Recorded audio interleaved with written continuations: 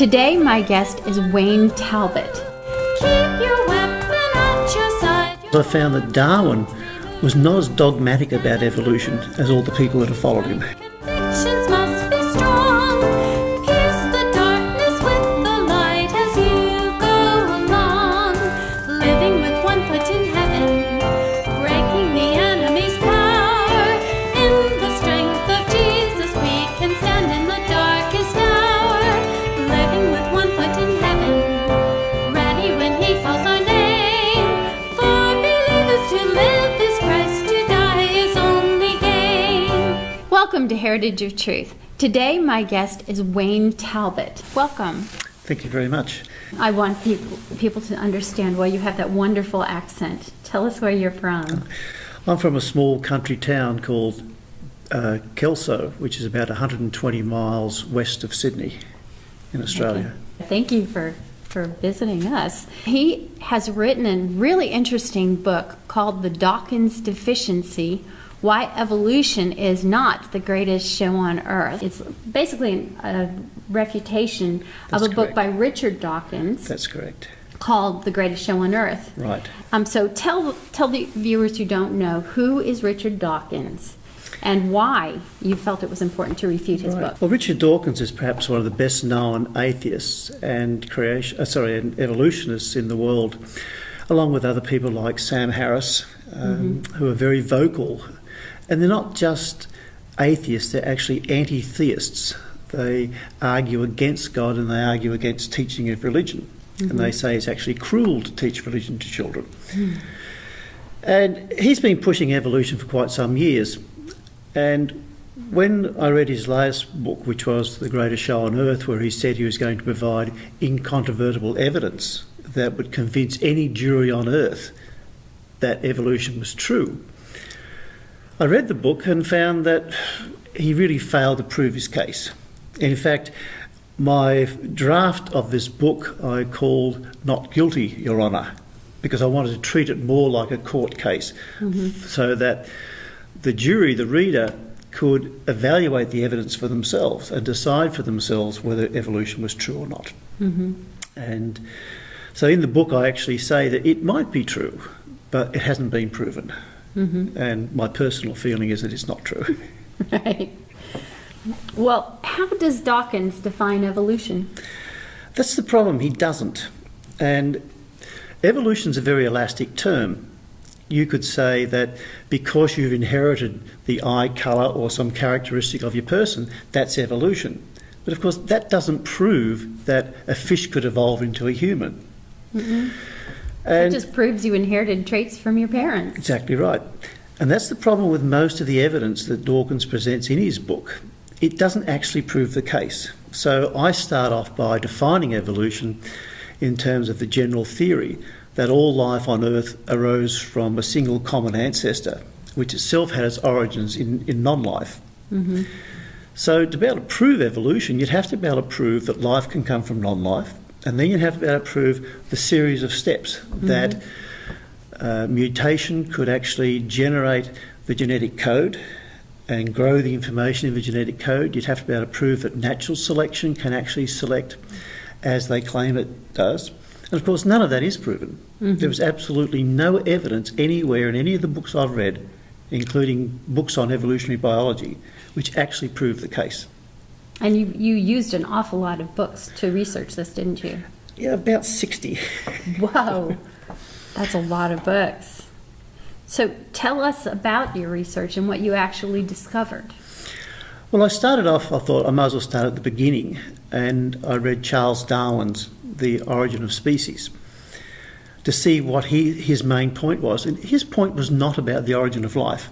His point was how do species evolve from other species. But nowhere in his book does he actually describe, or even attempt to describe, how species came about in the first place. So then I read his second book on that subject, which was The Descent of Man, to see what more I could understand from his perspective of what he thought about evolution.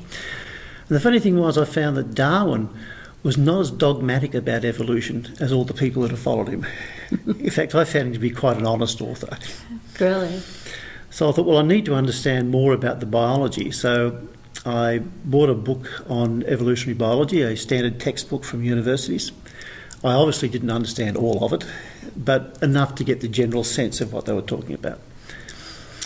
And then I continued to read other books on evolution, both on the pro-evolution and the anti-evolution stance, to compare their arguments, because each book helps to show the weaknesses and strength in each other's arguments.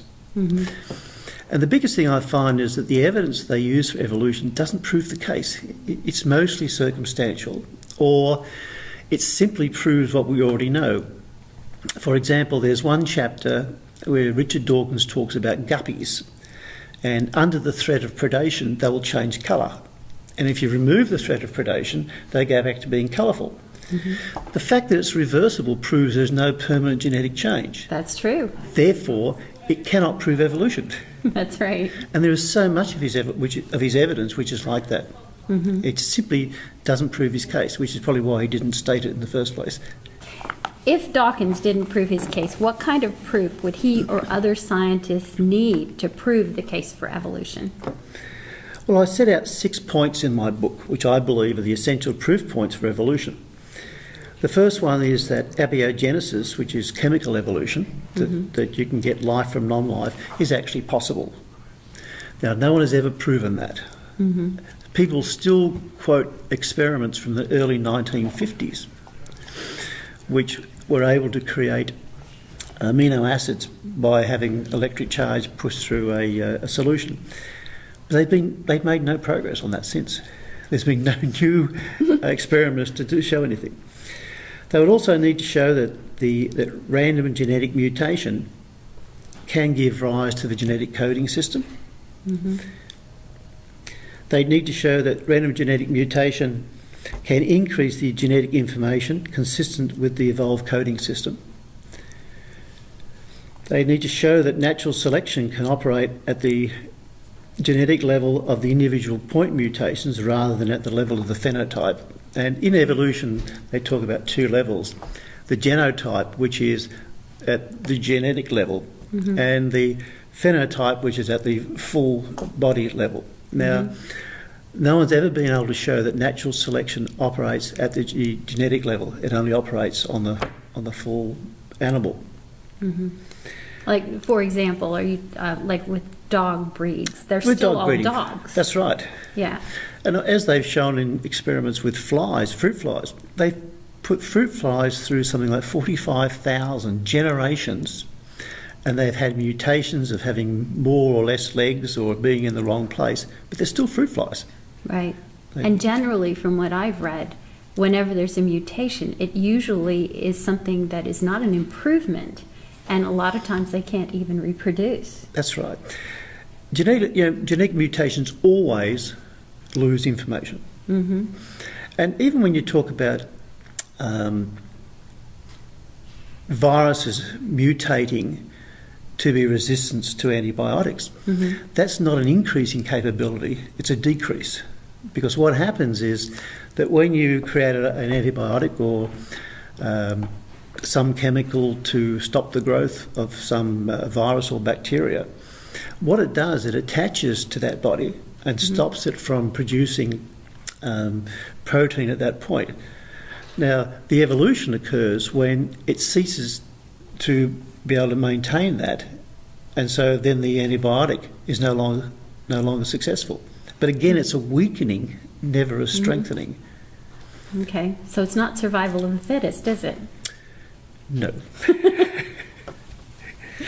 Because even where you do get a mutation which does have some local benefit, generally it has a weakening effect on the overall organism. Okay. Well, why do so many people believe in evolution if it's not true? I think so many believe in it because that's what they're taught from school and college. And all teaching in your formative years is truly indoctrination because you have no basis for evaluating whether something is true or otherwise. And if you don't learn it, you don't pass your exams, you don't graduate. So for a start, people are going to believe in evolution because that's what they're taught. And the language of evolution is used every day in television, in the media. So people just don't question. Mm-hmm. They simply accept it because, well, it's got to be true because everybody says so. Right. For a lot of other people, it has to be true for their worldview, because if they stop and think, if evolution is not true, then what is? And that's scary for some people, Mm-hmm. because then you've got the problem of defining, well, where do people come from? Mm-hmm. It's funny, even Francis Crick, who was the Nobel Prize winner for the joint discovery of the double helix structure of the DNA, when he first did those experiments and understanding how the genome works, he didn't believe in evolution. He believed in what's called panspermia, that the Earth was settled by organisms from another planet, Oh. because he realised that evolution just could not explain this highly complex structure. But of course that didn't explain where the aliens come from. So eventually... Yeah, eventually you always have to go back to something that you have to explain where it came from. But I think also there are quite a number of people who genuinely do believe that the science proves the case. Mm-hmm. I don't know why they do, but I believe that they believe it, Well, quite genuinely. Maybe it's because they haven't examined it as closely as you have, for example. I suspect that is the case. Yeah, and you have written this for a secular audience. Yes, it is. So that they can examine the evidence for themselves. But what is the alternative if evolution isn't true? I don't believe there's any alternative but creation by God. Yes. Divine creation makes so much sense. I've written a sequel to this, not yet published, called Finding God on Being an Intellectually Fulfilled Theist, because Dawkins likes to use the phrase that evolution allowed him to be an intellectually fulfilled atheist. And I want to present the evidence of why I'm an intellectually fulfilled theist. So it doesn't attempt to prove the existence of God, because proof is always subjective. I mean, even in the highest courts of the land, we get split decisions. Yes. But what I wanted to do was to present the evidence of why God is a more likely explanation than anything else. Well, how would you answer those who would say that your view of evolution is colored by your belief in God? I'd say read the book. Because, as it says, the book was initially reviewed in draft form by a Dr. Johnson Phillip, who's got a PhD in quantum nuclear physics. So he's fairly well educated. And he describes it, he says, everyone is looking for scientific evidence for evolution. Those who favour evolution wish to see it established, and those who do not wish to test if their stand is right. Both sides will find this book useful because it shows, purely on a logical basis, that Dawkins' arguments are false and that he has completely failed to prove his thesis logically or scientifically. So all I could say to people is to read the book, and you won't find God or creationism or any of those things mentioned. All I do is evaluate the evidence from a scientific perspective and from a logical perspective. Okay. Now we're going to get to the truth of the issue, since we're called Heritage of Truth. Right. So do you believe that there's such a thing as theistic evolution or evolutionary creationism? No, I don't. In fact, the two main books that I've read, one called The Language of God by Francis Collins, and the other one was called Creation or Evolution, Do We Have to Choose by Dennis Alexander. They've tried to synthesise evolution and creation, and it just doesn't work. There are more theological questions they cannot answer. You have to discard the truth of the Bible to make those two things work together. There are so many unanswered questions that it is impossible to hold both the biblical view of mankind and God and evolution. Otherwise, you have to discard the idea that Adam was the first man, because according to the theistic evolutionists, there were millions of people at the same time as Adam, and he just happened to be chosen. And you have to discard the fact that Jesus believed in creationism. So if we can't believe that Jesus... And that he was named the creator in John, first chapter. And if we can't believe Jesus on that issue, why should we believe him on any issue? I mean, all we know from about Christianity comes from the New Testament. And all we know about God in general comes from the Old Testament. Now, if we want to pick and choose it, then we can't say that God is faithful to his word. And we can't say that the Bible is God's word. In which case, we have no basis for Christianity at all. Mm-hmm. It simply just cannot be synthesised. And in both of those books that I mentioned, I felt like writing a refutation of each of those as well, because they were so poorly argued. Yes. Well, have at it. Okay, well, here at Heritage of Truth, we absolutely believe in creation. We believe in scriptural authority, and that's part of why we exist, is to help people to understand the biblical worldview. So I really appreciate your coming and helping support that with just logical arguments based on great research. Thank you. So thank you very much. Thank you very much for the opportunity. For